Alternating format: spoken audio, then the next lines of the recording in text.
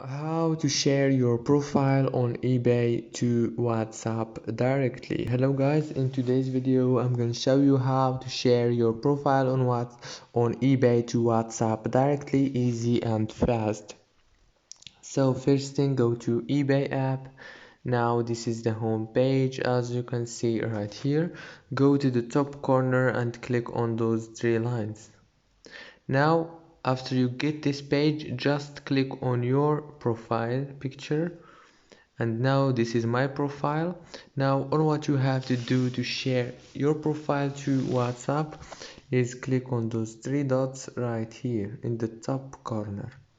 Click on them and click share and choose WhatsApp right here.